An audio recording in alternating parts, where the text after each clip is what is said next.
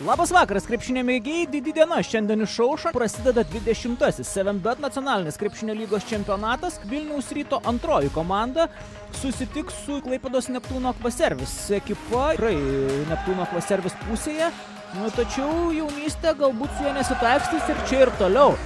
Jau būtų laikas, ypač turint tiek jaunų talentingų, tiek ir patyrusių žaidėjų.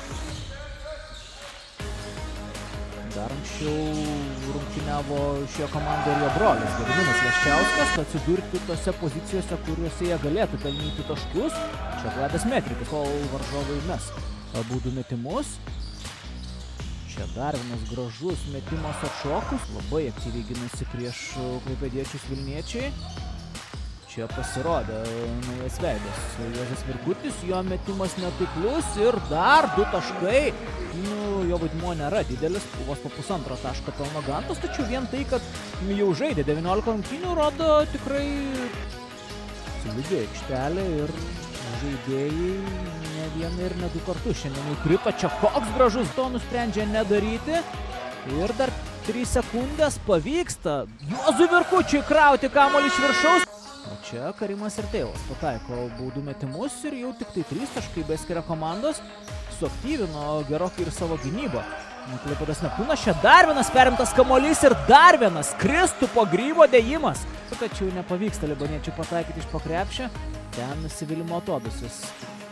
O čia Ignas Urbonas ir ridena kamuolį, graži verpstė. Žiūrint iš aikštelės šeimininkų perspektyvos, Knyžys atakuoja iš tolimos distancijos ir pataiko. Vėl Knyžio rankose kamuolys besibaigiant atakai skirtam laikui. Kokį metimą meta ir pataiko Radvilas Knyžys. Gali kabinti šiose rungtynėse ir keli taiklus tritaškiai iš karto. Nutrūkteli šią komandą į priekį. Čia dar vienas metimas. Prieš Danielių Kasparą. Dabar bandymas įvesti kamuolį Mikalauskui. Mikalauskas. Čia prieš Matą Deniušą. 2 taškai su pražanga. Tas pats Gediminas Alisas, taigi progų dabar turės daugiau. Čia Ignas Urbonas. Aktyviai presinguojantis savo varžovus vilniečiai. Leščiauskas.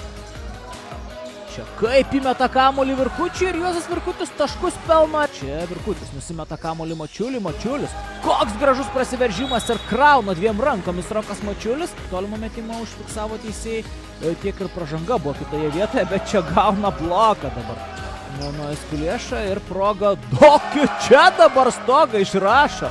Jau reikia galvoti apie metimą. Rimkus dar vieną bloką gauna iš Mikalausko. Taigi Laurynas Mikalauskas stebina.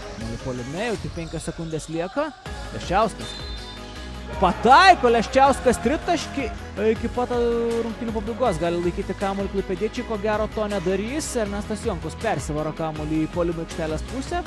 Rungtynės bent jau antroje rungtynių pusėje jokios intrigos nežadėjo. Tiek 3, tiek 4 kėlinuką įtikinamai laimėjusi Klaipėdos Neptūno Akvaservis ekipa laimi ir šias rungtynes rezultatu 81-59.